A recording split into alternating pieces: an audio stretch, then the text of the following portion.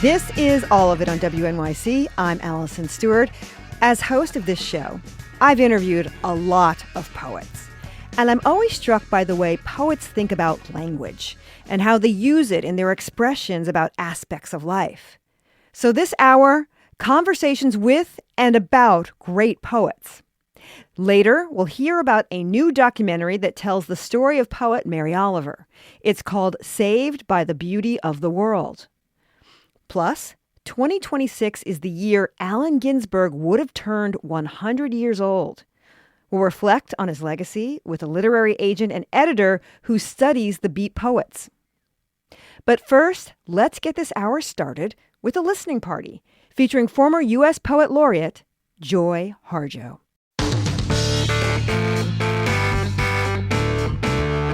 With her poetry, Joy Harjo inspires readers to connect with nature and embrace the spectrum of our humanity. This year, Harjo released a new poetry album. It's called Insomnia and 7 Steps to Grace. The album was produced by Esperanza Spalding. It combines the world of jazz and poetry. And it also draws on genres that have been important in Joy's life, such as prog rock, grunge, and the traditional music of Southwest Native communities. Let's listen to part of the title track. Her mother is a prophet disguised as a student, looking for a job. She stands at the door of dreams with an empty bowl in her hands. When I spoke with Joy about the album, she told me how the idea for the project first took shape. So I'm always working on something. And this album came about because of all the different layers of shift and change that we're going through, you know, as people of Earth, as people of this country, as people in our communities. And so the tunes were picked and created, you know, to fit into, to be useful, to be useful during these times. The release is titled Insomnia and 7 Steps to Grace. Where did the inspiration where did that come from? You know, that I had no plan. That wasn't on the song list. Oh. That wasn't on the song list, and I was flipping through a book that I published in 1994 for something, and I came up on this poem. I totally rewrote it for the, I totally rewrote it. This album, I worked very differently from the way I usually work for albums. I went in, and Esperanza and I had worked on ideas, but we went into this church studio with Matthew Stevens, Justin Tyson, and she said, do you mind if we go this way? In the sense that we just began working on everything together. And so Insomnia and 7 Steps to Grace came out of that. It was like we started playing and listening, and I rewrote the poem to fit into like a song kind of structure. Let's listen to one of the songs from the album. This track is titled I Pray for My Enemies. Before we hear it, what would you like listeners to pay attention to with this track, I Pray for My Enemies? As I was thinking about this, the song that kept going through over and over is like, the ants go marching two, one by one, or the ants go marching 2 by 2, hurrah, hurrah. And I looked it up, and it was sung during the Civil War by both sides, and I was thinking, we're kind of in a civil war right now. We've been in a civil war that's taking place on social media and this time, and so that became an inspiration for what happens, you know, for what happens in the song. Let's listen to Joy Harjo, I Pray for My Enemies.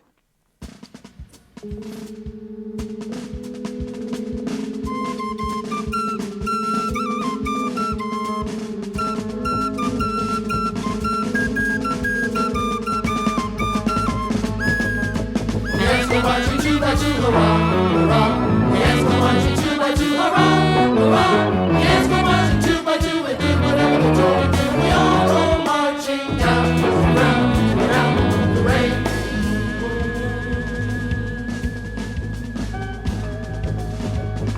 The ants go marching 2 by 2, hurrah, hurrah.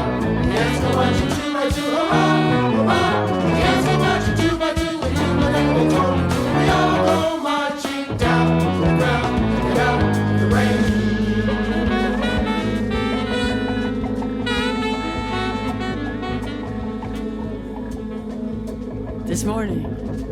I pray for my enemies. And whom do I call my enemy?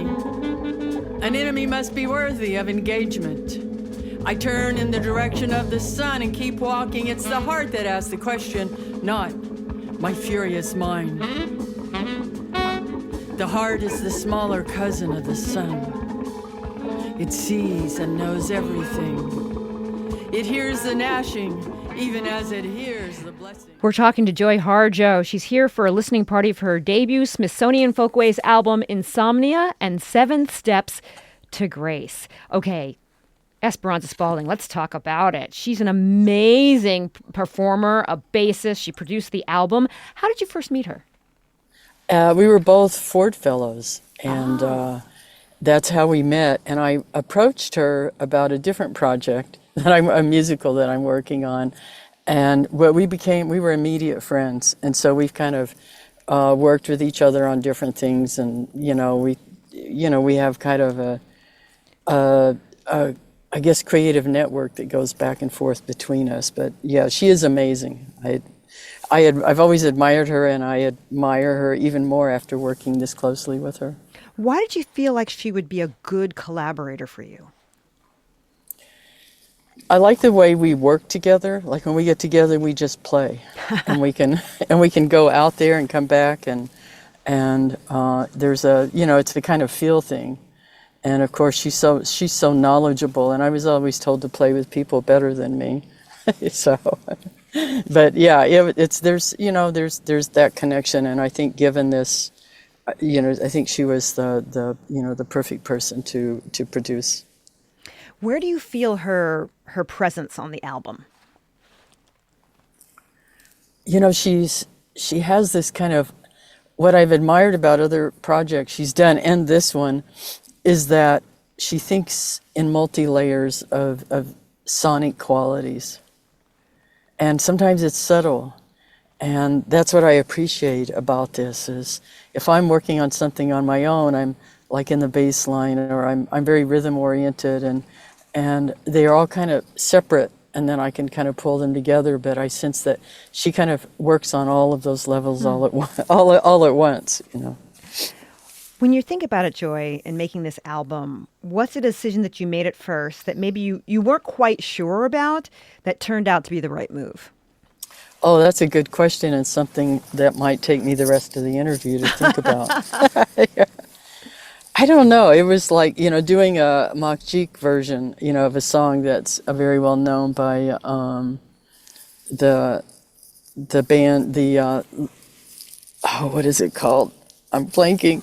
Anyway, Pura Fey and Jennifer Kreisberg in that group, and I was wondering about that, and then I pulled in a flute, and it's different. It's its own thing, and I thought about taking it off, and so on.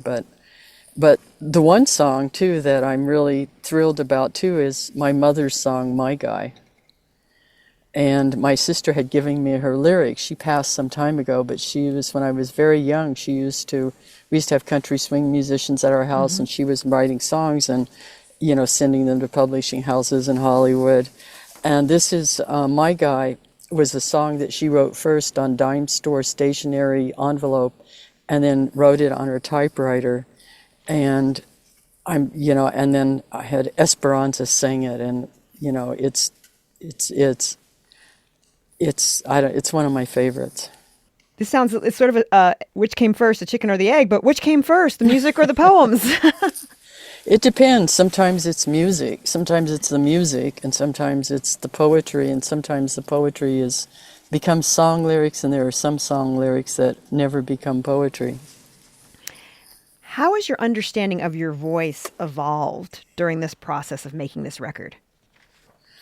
Yeah, I've always, I can speak. I grew up, doing poetry first, but I loved singing when I was younger, and played clarinet for a year or two, and the band director in junior high said girls can't play sax, so I kind of walked away from all of it. So the saxophone kind of brought me back to my voice, and what I've come to understand is that my speaking voice, the singing voice, my saxophone voice, the flute voice, it's all the same voice. Let's take a listen to another song from the album. Song, I should say. It's a track titled Perhaps the World Ends Here. What's special about this song? Well, there's no music with it. It's just the voice, and we thought it would be good to put it kind of right in the middle, as kind of a palate, as I think Esperanza said it, like a palate clean, like palate cleanser. A palate, yes, yeah, something like that. Let's listen. The world begins at a kitchen table. No matter what, we must eat to live. The gifts of earth are brought in prepared, set on the table. So it has been since creation, and it will go on. We chase chickens or dogs away from it. Babies teethe at the corners. They scrape their knees under it. It is here that children are given instructions on what it means to be human. We make men at it. We make women. At this table, we gossip, recall enemies and the ghosts of lovers.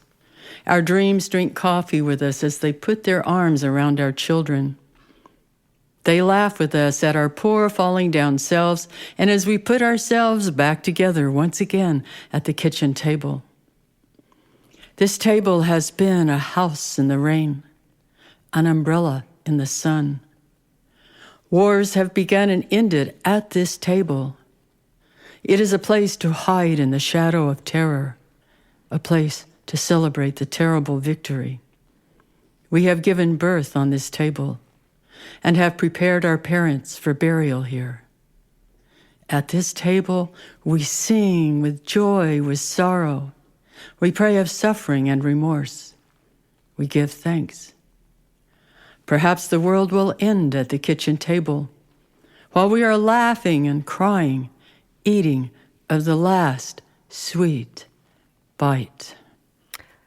That was poet Joy Harjo. That is from her album Insomnia and 7 Steps to Grace. Joy, you served 3 consecutive terms as Poet Laureate of the United States from 2019 to 2022. What an incredible time to be poet, how much we all needed poetry during that time. What was it like for you to engage with poetry when a lot of us were isolated indoors due to COVID? Well, it's times like that people turn to poetry. So there was an unprecedented traffic to the poetry sites because of, what was going on with COVID, politics, environmental challenges, and so on. It was almost like a perfect storm. And that's one thing, I've always understood that poetry is always there at crossroads and points of transformation. And during that time, my time as Poet Laureate, I really got to experience it and know it in a different way. Did you experience it differently during that time? I don't know. I'd have to think about that, because for me it's always been like going to Transformer Station for a shift, for a shift for opening. I guess for me, I see poetry as a way to, it shifts and opens perception and experience in a way that, maybe a song, the roots of poetry go to songs and music, and in a way that that almost nothing else can. We're talking to Joy Harjo. The name of her new album is Insomnia and 7 Steps to Grace. I want to get to one more track. This is titled I Am a Prayer. Let's listen. I am a prayer of white birds who cannot fly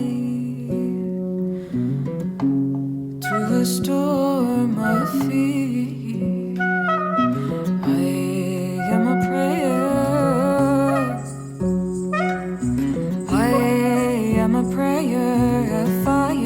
Who arrive to care for the humans that misuse to destroy. I am a prayer of wind,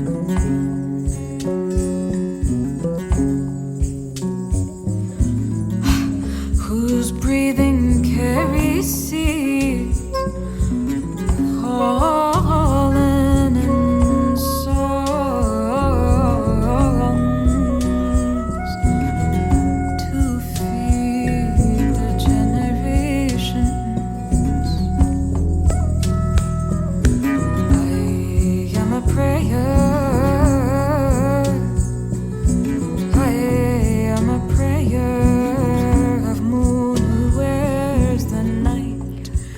love how that is performed. I love the musicality behind that. What instruments are on that track?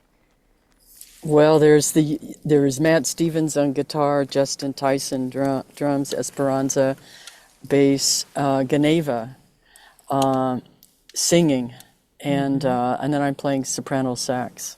That is you on the sax. I thought so. Yes, it is.